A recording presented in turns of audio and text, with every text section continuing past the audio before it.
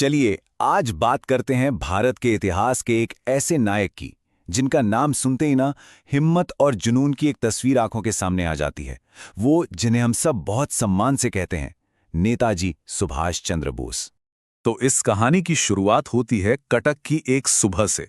सोचिए, एक छोटा सा लड़का है जो अपनी किताबों से नजरें हटाकर खिड़की से बाहर देख रहा है, और उसके मन में ना सिर्फ एक सवाल नहीं बल्कि एक पूरा तूफान उठ रहा था। एक ऐसा सवाल जो आने वाले वक्त में पूरे देश के इतिहास का रुख बदलने वाला था। ये सिर्फ एक बच्चे का सवाल नहीं था। ये तो जैसे पूरे देश की सोई हुई आत्मा की एक पुकार थी, और यही वो छोटी सी चिंगारी थी जिसने आगे चलकर एक युवा के दिल में क्रांति की ऐसी आग जलाई कि वो लड़का नेताजी सुभाष चंद्र बोस बन गया। वो पढ़ने लिखने में इतने होशियार थे कि उन्होंने उस जमाने की सबसे मुश्किल परीक्षा इंडियन सिविल सर्विस यानी आईसीएस पास कर ली। अब इसका मतलब था एक आरामदायक सफल जिंदगी की गारंटी, एक ऐसा रास्ता जिस पर चलने का सपना उस दौर का हर नौजवान देखता था। पर अब उनके सामने दो रास्ते थे। ये कोई मामूली फैसला नहीं था। जरा सोचिए, एक तरफ थी एक बड़ी सरकारी नौकरी, मान सम्मान, आराम की जिंदगी, और दूसरी तरफ दिल में जल रही थी बस एक ही आग, भारत की आजादी और उसके लिए एक मुश्किलों से भरा रास्ता।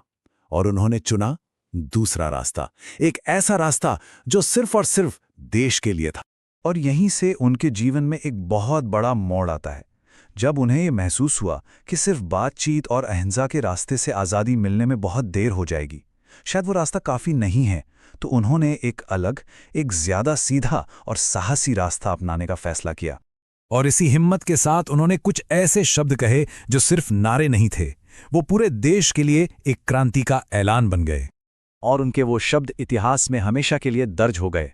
ये वो लाइन है जिसे सुनकर, सच कह रहा हूं, आज भी हर भारतीय के रोंगटे खड़े हो जाते हैं। तुम मुझे खून दो, मैं तुम्हें आज़ादी दूंगा। ये बलिदान का आह्वान था और आज़ादी का एक सीधा वादा। तो समझने वाली बात यह है कि ये सिर्फ एक नारा नहीं था, ये तो लोगों को एक्शन लेने के लिए एक सीधी पुकार थी।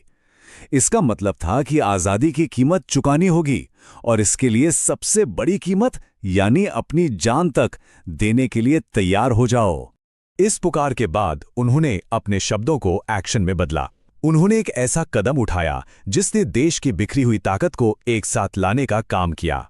उन्होंने बनाई आज़ाद हिंद फौज यानी इंडियन नेशनल आर्मी। और ये स्लाइड बहुत खूबसूरती से दिखाती है कि उनकी नज़र में आज़ाद भारत कैसा था। उन्होंने देश के हर धर्म, हर जाति, हर वर्ग के लोगों को, मर्द और औरतें, सबको एक झंडे के नीचे लाकर खड़ा कर दिया। उन्होंने साबित कर दिया कि भारत की सबसे बड़ी ताकत उसकी एकता में ही है।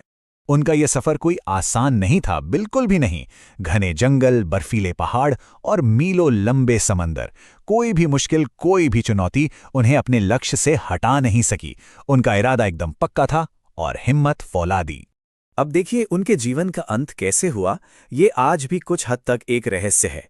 लेकिन उनकी असली विरासत इस बात में नहीं है कि उनकी मृत्यु कैसे हुई। उनकी विरासत उस सपने में है जो वो हम सबके लिए छोड़कर गए।